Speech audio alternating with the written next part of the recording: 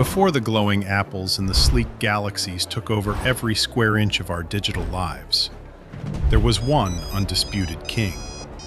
An absolute tank of a phone that ruled the world with an iron fist. If you grew up in the late 90s or the early 2000s, you already know the legend. You could drop it down a flight of stairs, kick it across the concrete, accidentally submerge it in water, and it would still turn on, ready to play another round of Snake. Nokia, the Finnish giant that single-handedly put the entire planet on speed dial. At its absolute peak, this single company didn't just lead the market, they owned it. They pulled in over 40% of all global cell phone sales. Every single second, dozens of Nokia phones were being unboxed across the globe. They were valued at a staggering $250 billion. To put that in perspective for the American market, they were the corporate equivalent of Disney, Apple, and Nike, all rolled into one digital powerhouse. They weren't just a tech brand, they were cultural royalty. They were deemed completely untouchable. But in the cutthroat, hyper-fast world of technology, the bigger you are, the harder you hit the ground. And Nokia's fall? It wasn't just a minor slip in the stock market. It was a brutal, catastrophic, multi-billion-dollar train wreck that sent shockwaves through the entire global economy. It is the ultimate business tragedy. To truly understand how this empire crumbled, we have to go back to a bizarre fact that most people completely miss. Nokia didn't start in a high-tech lab. They started in 1865 in a small town in Finland as a logging and paper mill company. Yeah, you heard that right. The company that built your first cell phone started out making toilet paper, notebook pages, and cardboard boxes. Over the next century, they expanded into manufacturing rubber boots, car tires, and industrial cables. But in the late 1980s, Nokia's leadership made a wild, high-stakes gamble.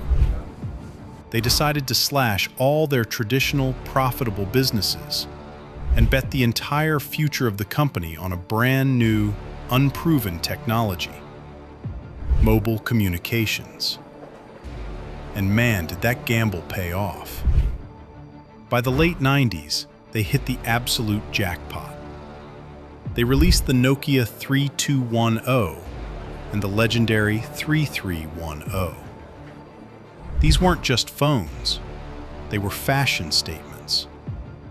They introduced interchangeable, colorful covers, custom ringtones, and a battery life that lasted for a literal week.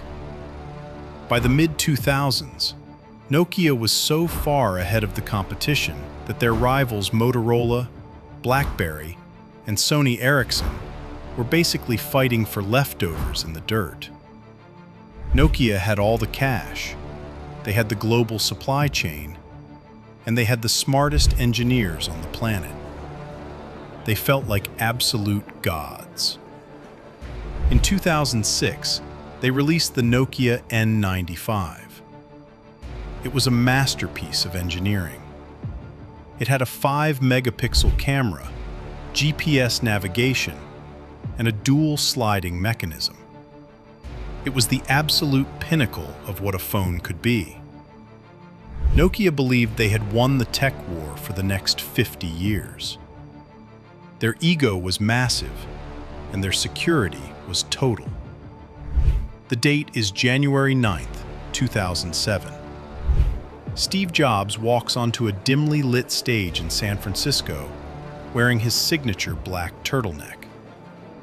He pulls a sleek, beautiful piece of glass out of his pocket and introduces the world to the very first iPhone. The crowd went wild. It was a masterpiece. It had no physical plastic keyboard, no cheap stylus, just a massive, responsive touchscreen and a direct portal to the real internet. It was an elegant piece of art. But across the Atlantic Ocean, inside Nokia's ultra-modern, top-secret boardrooms in Finland, the reaction was completely different. The big executives took one look at Apple's new toy, and they literally laughed. Seriously. They shrugged it off like it was a temporary, overhyped gimmick. Nokia's elite engineering team rushed to get their hands on an iPhone, tore it down piece by piece in their labs, and concluded it was a total joke. They proudly presented a technical checklist to the CEO. They said, "The iPhone cannot survive a standard 5-foot drop test. Its call quality is subpar compared to Nokia's hardware. It doesn't support fast 3G networks.